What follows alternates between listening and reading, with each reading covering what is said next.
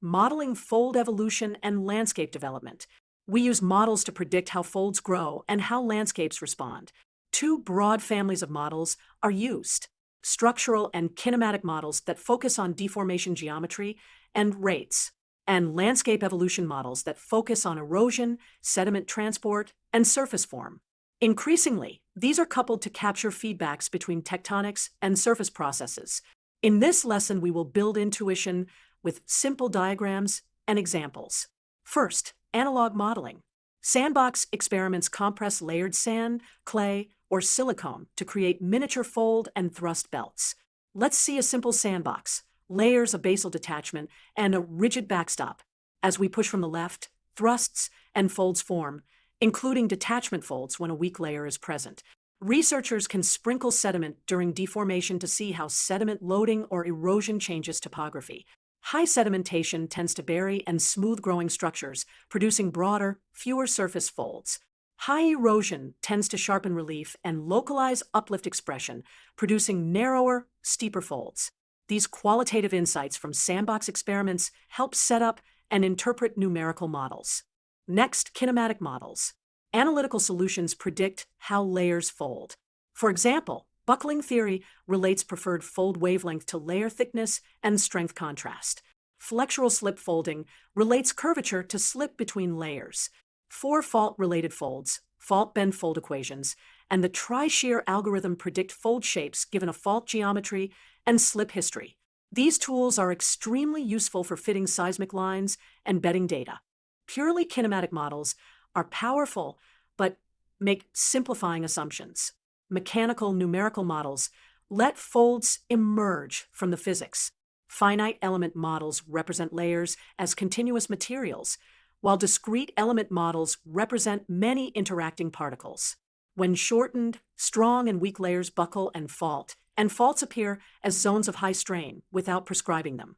Competency contrasts control wavelength and style. Landscape evolution models simulate how topography changes under uplift, river incision, and hill slope diffusion. Suppose an anticline grows. We prescribe a spatially varying uplift field that peaks at the fold axis.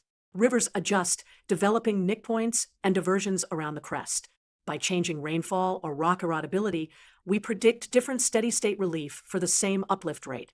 We can also let uplift expand laterally over time to model fold propagation.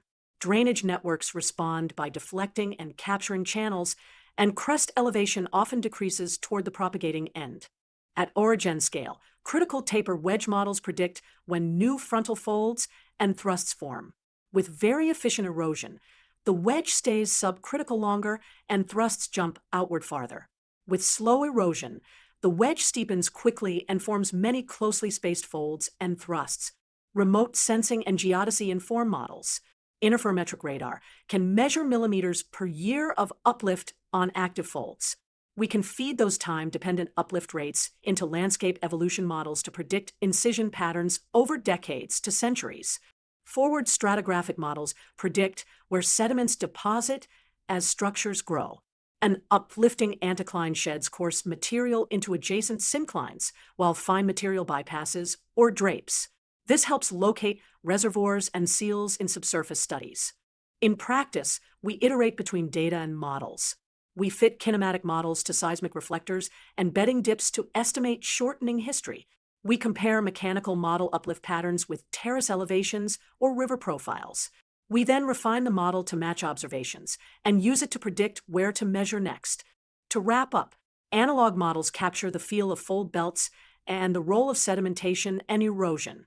Kinematic models provide quick geometric fits and evolutionary scenarios. Mechanical models reveal forces and let faults and folds emerge naturally. Landscape models connect tectonic forcing to the surface we can map and measure. Coupled together, they help us predict future evolution and reconstruct the past of active folds and landscapes. Thank you for watching.